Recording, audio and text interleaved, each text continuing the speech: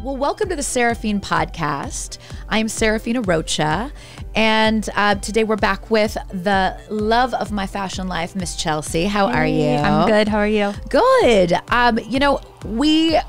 We get to see each other at least 2 or 3 times a week. Mm-hmm. We put together content for my Instagram. Obviously, she's here when we're styling our guests for our photo shoots to kind of promote the podcast. There's a lot of energy and time that goes into it. But her and I are always talking about people that inspire us. And I was asked recently by my old company that I worked for, S Factor Studios, to participate in kind of like a holiday get together on Zoom. And for those of you who haven't seen some of the other podcasts that I've made reference to, it's a pole dancing studio. And anyway, I had to revisit the pole, and that was so fun. It was so fun, but it was also really weird because I'm 43 now. When I taught, I was like 28 or 29. Mm-hmm. So I decided if I'm going to record this, number one, out of respect for my marriage and my husband, mm-hmm. I wanted to class it up a bit, and not be so writhing and booty shaking. So I dressed up. And I was having a hard time talking to Chelsey, and I'm like, I don't know what to wear for this. And Chelsea's also married, and we talk a lot about, wanting to have that sexy, fun part of us, but also understanding we're married, right? And we don't want anyone to get the weird idea. Mm-hmm. So Chelsey said to me, I was like, I don't know what to wear. And then what did you say to me? I said, what about Demi Moore and Striptease with when she was dancing to Annie Lennox? I think it was Money Can't Buy It. Yep. And then the other one that I love is Little Bird, where she's in the towel and all that. Oh my gosh, I love that. Such a great scene. And then all of a sudden, this flood of what I call emotional I don't know, what I call fashion inspiration, but also I don't know, you really realize when somebody who is famous or in the public eye or plays roles in movies, they have an effect on you. Mm-hmm. So anyway, Demi, I ended up wearing a white button-down shirt, and I wore a trench coat and a hat. And I completely remember watching that movie. And this time over COVID, I read your biography, Inside Out. I've talked a lot to Chelsey. I've talked a lot to Giovanna, who also does a podcast, and actually a lot to Aaron about books I read and about movies I've seen, because they're a little bit younger, and I'm I always want to give them a frame of reference. Mm-hmm. So anyway, I said to Chelsey, I was like, I want to talk about Demi Moore. Mm-hmm. And I asked you to go and listen to her podcast and kind of revisit some of her films. So did you know what you were getting into when you started to listen to Dirty Diana? No, you explained it briefly, and it's a different concept for a podcast. So at the start of it, it took me a second to figure out what was going on. But once I got into it, it did not surprise me at all, because it's very Demi Moore. She is this mysterious, sexy, undercover freak, I guess. Yeah. She seems like she would be. She just is so confident in herself, and she just she exudes this it's sexuality. I don't know. So yeah. Once I started to understand what was going on, it made total sense, but it was really cool. It was definitely not for young ears, but the way that the story, I loved how the story developed, and you didn't have to see anything. You just they added all these extra sound effects, like the door closing or shifting in a seat, things like that, which I thought was really clever and gave the listeners more context to kind of put the pieces of the story together. So I thought it was a really unique concept for a podcast, and I loved it. I mean, they're pretty quick. They're 30-minute episodes, so it was a drive, and I would finish one.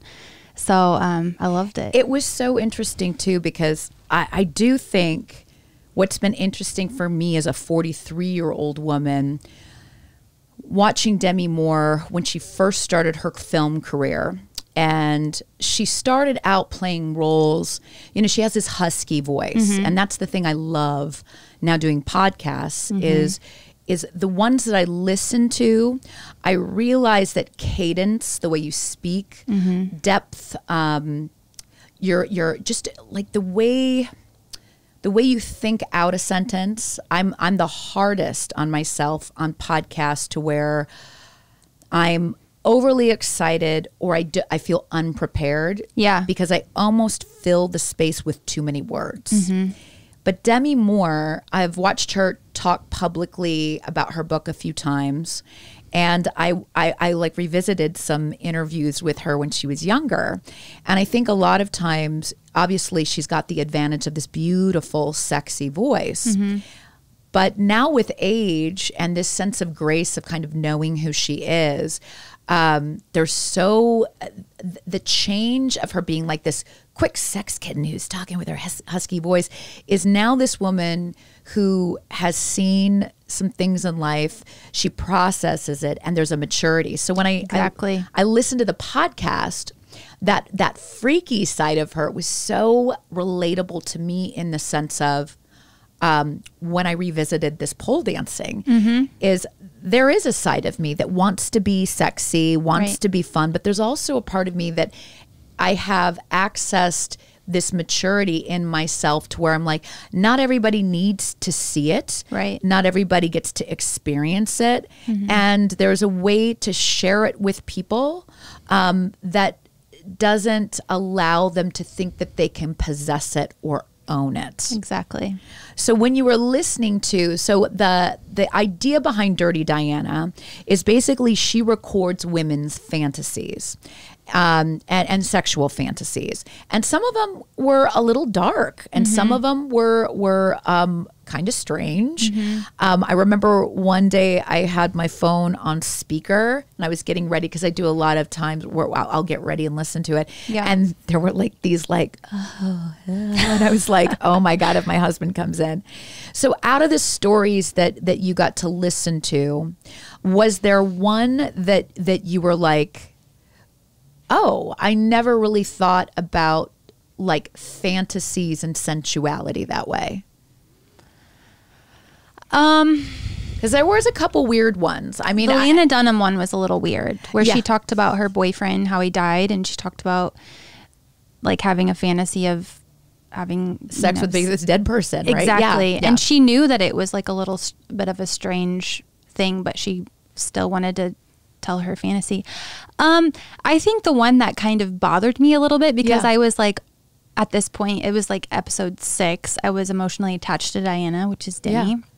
Was her husband's new girlfriend coming on the show and talking about her fantasy with Diana's husband. Yeah.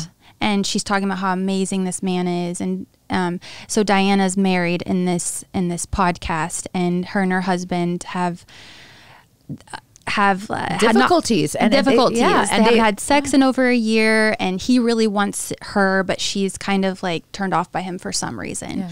And then he starts seeing a stripper, and not to say that in a bad way, but he starts dating a stripper, and she's younger and she wants to be on the podcast and tell her fantasy. And so I think after that it was really eye-opening, and something he said in the 6th episode that really was like, oh yeah, you're right. He told her, he's like, because she wanted to get back with him. Yeah.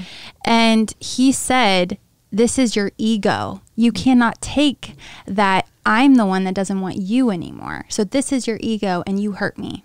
Totally. Which I was like, whoa. Yeah, that was good. It was heavy. And I mean, I'll be honest with you. I went through many relationships in my past.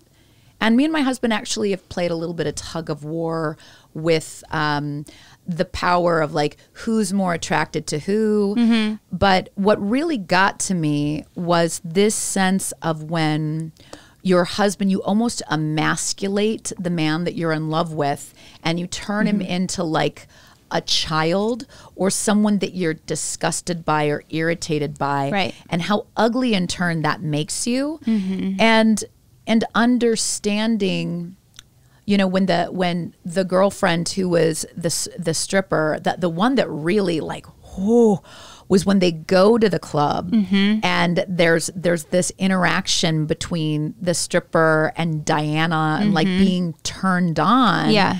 And this confusion because, when you first meet someone in the beginning, right?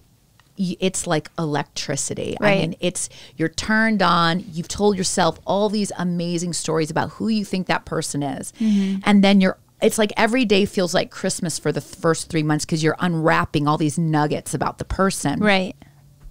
And then there comes this time, and and then if you decide to have sex and you're doing it early, it's that sense of like wanting to please the person. And then there comes that time about the 3 month or the 6 month mark where I feel like, you really get to know them. And then depending on where you are in your life, for me, my whole life was, because I was such a people pleaser. I had a dad who was, like this Persian tough guy, and he wanted, doctors and lawyers for daughters. And I always kind of felt a lacking within myself. And when I would be in relationships, I also had this sense of these conversations with my mom where she would tell this beautiful story about her being 19 and meeting my dad and falling in love. And in 3 months, they got engaged. So there was this love story, right? Right. So I went into every relationship thinking like that was it, and plus having the people pleaser. So I would take on the identity of the boyfriend, and then I would realize that wasn't really who I was. So then I would get kind of irritated when I would try to insert the real me. Yeah. And then he'd be like, well, what is that? And then I would hide it. And what I loved about her podcast is she has this whole other life that nobody knows about, and she's hiding it from people that should really know that it's a part of her. Well, and her friends knew, I think a couple of her friends. Yeah, Petra, the one that is an investor. And they couldn't believe that she didn't tell her husband. She's like, this is every guy's fantasy. Why would you not tell your husband that you're basically, I think they call it a porn site. She's just recording these women's fantasies, nothing visual, but it's all audio. So yeah, it was interesting how she had this double life, and I think that's part of the reason why she struggled so much. Yeah, and why there was this disconnect maybe with her husband, her closest relationship, because she had to hide a side of herself. And I think anytime you hide like your true identity and who you are, it's going to cause friction within yourself, which is going to cause friction with people outside closest to you. It was a pretty, I mean, if you can get past women, if you can get past like certain contexts, right, of what I call, again, it's kind of that Seraphine side. Like we all want to portray this kind of angelic, like pure good wife or good girlfriend or, perfect person. And then the fiend side where it's like, it's this like unsatiable kind of like, when you get turned on by something. And sometimes it is something really positive, and other times there can be a little bit of a dark side to us. I think that when people don't understand the more fiending side of it, what I liked about this was this sense of like some of the darker fantasies allowed Diana to hold the space for kind of some disturbing like imagery, but then allowing it, but also kind of interweaving it within her own life. And then the scene that really kind of got to me was, that moment where I think she thought her and her husband were gonna get back together. Yeah. And then he, she said something about, I know someone that can take over your lease, the loft. Yeah. And he's like, what do you mean? This doesn't mean we're getting back together, because they had just been intimate again for the first time. And that's all he ever wanted the whole first three episodes. Yeah. Isn't it funny too? I guess the other thing that it made me really think about is the importance of sex in relationships. And also also the unimportance of it. Like there's so much importance to it. But there are so many moments where I feel like we're missing intimacy of just like holding each other's hands. Exactly. You know, and just looking into each other's eyes, because women need that sense of safety, I think. And especially if we've had any insecurities. And I think with Demi Moore in her real life, she was sexually assaulted in the worst way at 15 years old. Her parents had this kind of crazy marriage to where they were in love, out of love, and they were always traveling. She was being picked up, left, you know, kind of fending for herself. And there was one day where she came home, she describes it in her book, to where there was this kind of sort of family friend, and he was there. And there was this, and she was 15 years old, and there was this really awkward interaction. And then it became forceful. And because of her self-worth, she was like, I don't know what's going on. And then the next thing you know, she was raped. And then she didn't process in her, right, that this had happened. And again, she has this husky voice at 15. You know, she's growing into this body. Her parents aren't really around, but she kind of takes on like an adult form at 15 years old. And then 2 weeks later, she says in the book that the man who assaulted her was again around her. And he goes, well, how does it feel that your mom whored you out for? It was like nothing, like $100 or something. Really, really, and just her sense of self-worth just gone at 15. Yeah. So then, you know, as I read the book, going, you know, through her career and watching her movies, and this vulnerability in her, like remember in Ghost, I mean, we all know that tear that like slides down. And just really understanding how sexualized she became to where it became the freak. Even her pregnancy, people made out to be pornographic. Vanity Fair was forced to put a slipcover over her beautiful pregnant body. And just like how confusing it would be to be a woman coming into her power and having 3 daughters. At the one time, she's the highest paid actress in Hollywood. And, you know, having a mother who, you know, was really awful to her. And then now, you know, at her age, being able, with the wisdom she's gained, fighting being, you know, she had, I mean, notoriously an alcohol and drug problem when she was with Ashton Kutcher, and coming out of it and creating something like Dirty Diana. Right.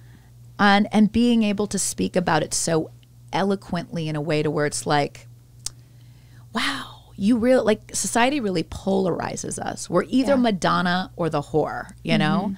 So, yeah, again, you're 20, 29? 29. 29. Yeah. How do you think, you know, how old's your mom about? 57. So 57, okay. Yeah, so something like that.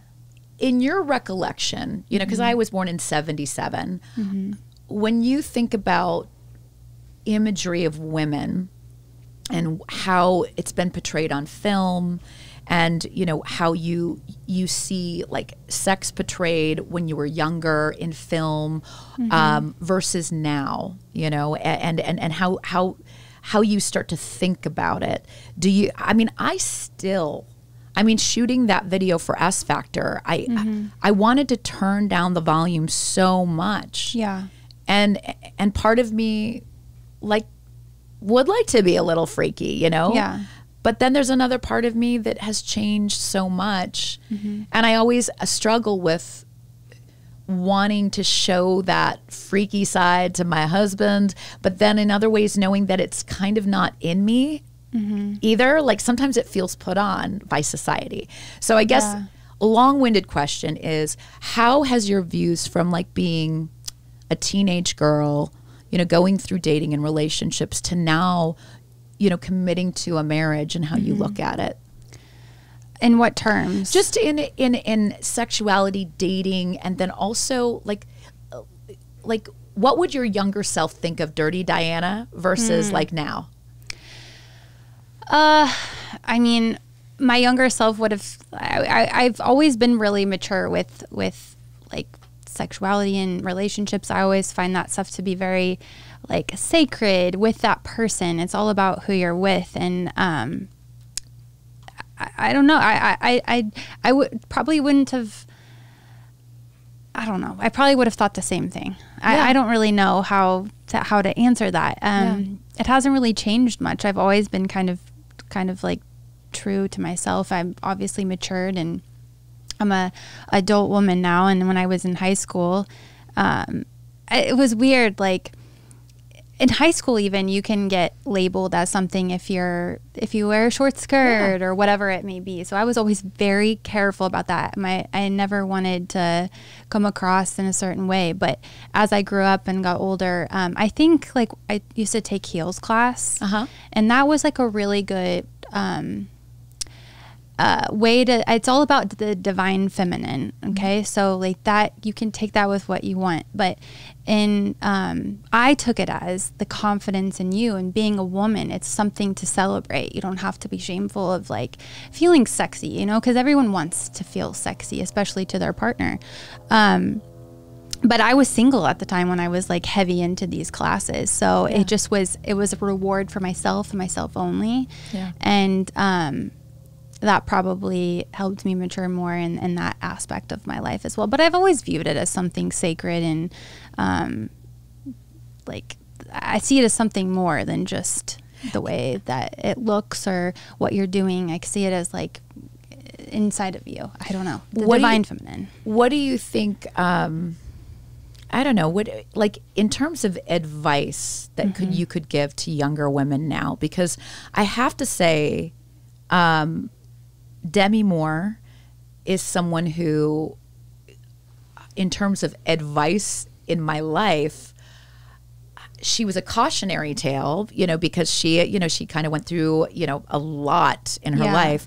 She was also what I would call an empowerment. Like it's the first time I really understood what being empowered was, because, you know, she did the Vanity Fair cover, you know, she did the movie Striptease, with her daughter Rumor being in that film, and her being like, no, like we can't hide our sexuality from our children. And she's very open with her girls about talking about sex. And even like I've heard a few podcasts, I've heard her daughters interviewed. They just did a Red Table Talk with Jada Pinkett Smith. Yeah. And it was just a beautiful coming together. And I can relate because I have 3 other sisters.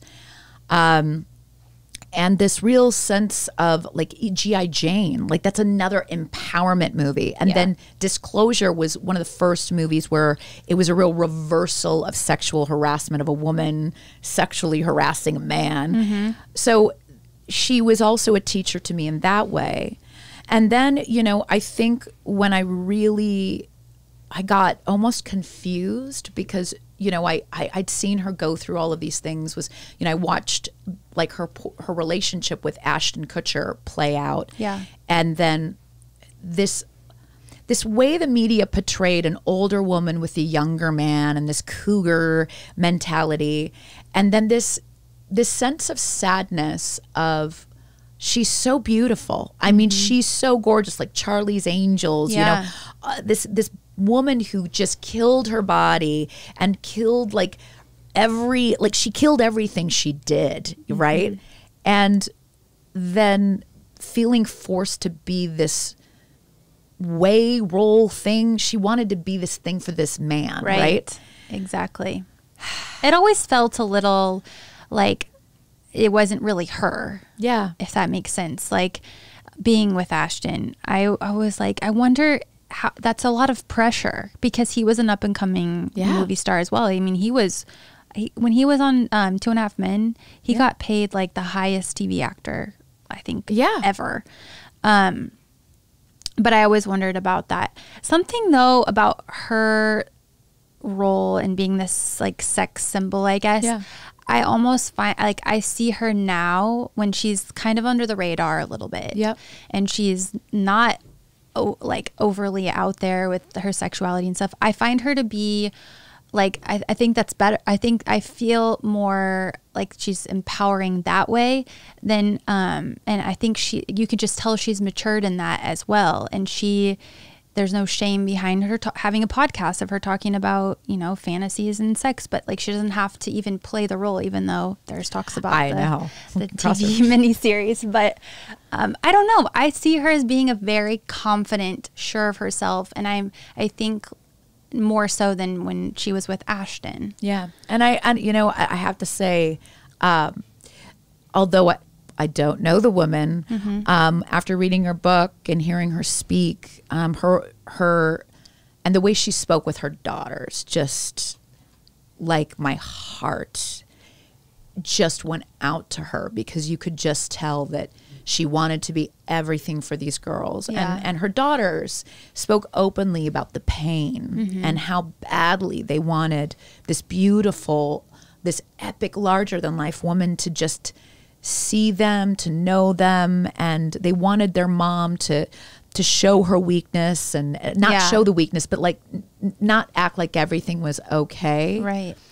And then this beautiful reconciliation, because I do believe that we, you know, if I look at from who I was in my 20s to 30s and now in my 40s, you know, there are things I'm really proud about. And, you know, I was thinking about, you know, if I wrote a memoir, what I loved about her book was, you know, she started the book at her lowest moment. And then literally the question was, well, how did I get here? And I think, you know, when I was doing that dance the other day in front of you and Aaron, who's like, you know, my son going, oh my God, I have to edit this, you know, and then, you know, Giovanna, there was also this real sense of responsibility. I know it sounds weird, but like, you know, I don't ever want to look back at who I was and be embarrassed or be like, ugh. But then in the next breath, I want to embrace my maturity of moving forward and to try and share that with people. There's this backstory of who you are, but your past doesn't define who you are. Right. And that's the hard part, I think, as we get older, is learning the lessons from our past, not owning it. Like, you know, like there are some people who I feel like, you know, all they had, their best days were in high school and college. Yes. I know a few of those. And I mean, you just like, your heart breaks for them. And they want so badly. Like they're still living in that relationship, that moment in time. And all you want for them is to go, yeah, that happened. But like, who are you today? And who are you by yourself? And who are you for, you know, your friends or your family? And know that it interchanges. And, you know, at the end of the day, I'm so glad I got on that pole. But I'm 43 and I think I pulled a freaking muscle. You rocked it though. You killed it. I was like, this is amazing. I loved every minute of that because I could tell you were like, it felt good for you to do something like that for yourself. Yeah. Yeah. I loved that. That was super cool. But yeah. Yeah, it's pretty interesting. I appreciate you listening to the podcast.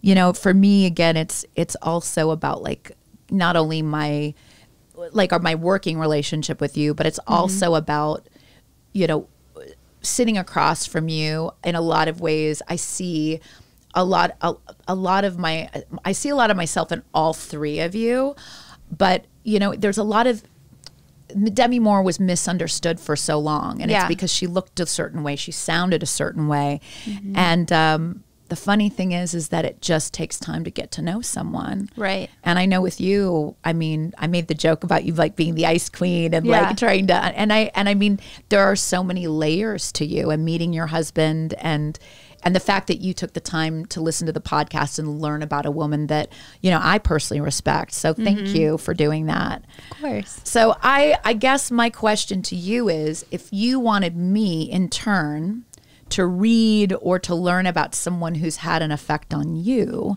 that again, I'd say, again, I know we can say our mothers and all of that, but I'm talking about like a public persona person that you're like, yeah, you should learn about her. Well, honestly, it's a man. It's a man. I love it. I love Robin Williams. I love Okay, so he is one of my favorite actors of all time, and his death was so tragic to me. I had the hardest time with that. I love all of his movies. Good Will Hunting is my favorite movie of all time. I think just learning more about him, and I think it's really, me and my husband watch stand-up comedy all the time. Yeah.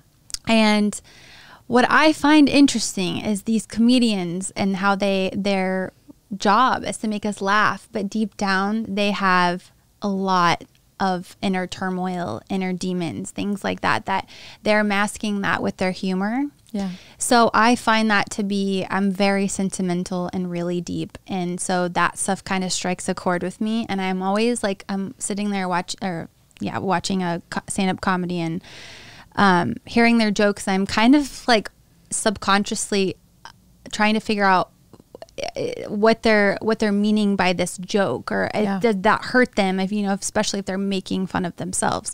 So Robin Williams would be probably, that's the first person that came to mind. I'm gonna do it. Well, I love Robin Williams myself, and I've seen I actually like gone into a lot of like documentaries, but I like to revisit it. So we'll definitely do that. Have you watched Hannah Gadsby? Her comedy? No. Wait, maybe. She's a lesbian who she began to poke fun at being a lesbian. And then she did this amazing stand up to where she said, fuck it, I'm not going to be the butt of my jokes anymore. And it was very funny, but it was very moving. And I think the beauty of comedy right now, and we'll have to part to this, and I want to have this conversation. And I love to have us all watch a few comedy stuff together to get our feel on it. Yeah. But Ricky Gervais for me, I mean, if I could say someone who just... I make the joke of being turned on, but he turns me on in so many ways because there is, again, that depth. Yeah. There is that vulnerability. There's that confidence. Yeah. And there's an understanding of the human condition, and he's an animal advocate. Yeah. So let's do this. Our next like celebrity talk breakdown, you'll deep dive into Ricky Gervais. I'll deep dive into Robin Williams. Okay. And we'll talk about some sensitive men and the effect that they've had on our hearts. This. I think it'll be so good. Yeah, me too. Well, as we close this up, Demi, I'm going to try and hashtag you. I'm going to try and... We love you. We love you. And thank you for being so brave and being somebody who, honestly, now that I can't see it right now, I got to get my bangs trimmed tomorrow.